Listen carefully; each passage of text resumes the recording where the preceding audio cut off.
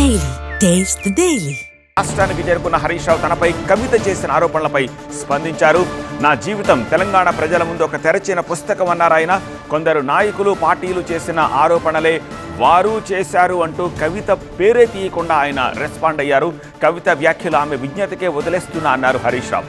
రాష్ట్ర సాధనలో నా నిబద్ధత పాత్ర అందరికీ తెలిసిందే అన్నారు.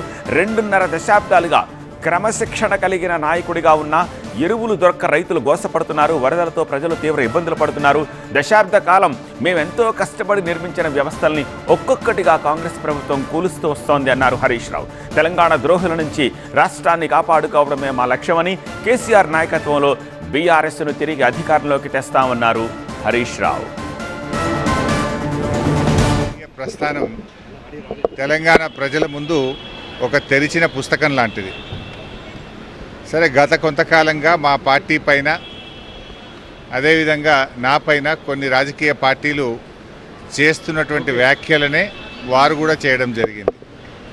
అయితే ఆ వ్యాఖ్యలు వారు ఎందుకు చేశారో అది వారి విజ్ఞతకే నేను వదిలేస్తున్నాను.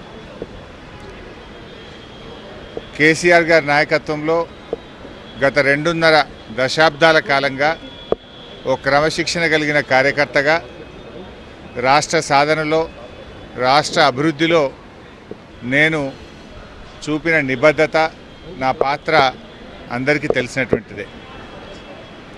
ఈరోజు రాష్ట్రంలో ఎరువులు దొరకక ఒకవైపు రైతులు గోసపడతా ఉన్నారు, మరొక వైపు వరద ప్రాంతాల ప్రజలు అనేక ఇబ్బందుల్లో ఉన్నారు. కేసీఆర్ గారు దశాబ్ద కాలం ఎంతో కష్టపడి నిర్మించిన వ్యవస్థలను, ఒక్కొక్క వ్యవస్థను ఉద్దేశపూర్వకంగా ఈనాడు రేవంత్ రెడ్డి గారి ప్రభుత్వం కూల్చేటువంటి ప్రయత్నం చేస్తూ ఉంది.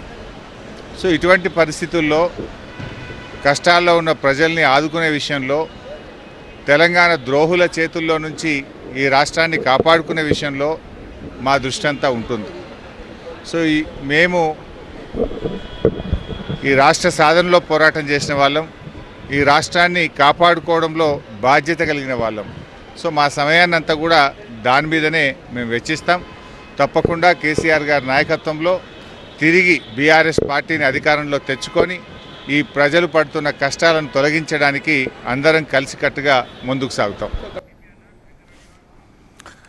ఎయిర్పోర్ట్ నుంచి నేరుగా హైదరాబాద్లోని తన నివాసానికి వెళ్లిన హరీష్ రావు అక్కడి నుంచి పార్టీ అధినేత కేసీఆర్ను కలిసేందుకు వెళ్లనున్నారు.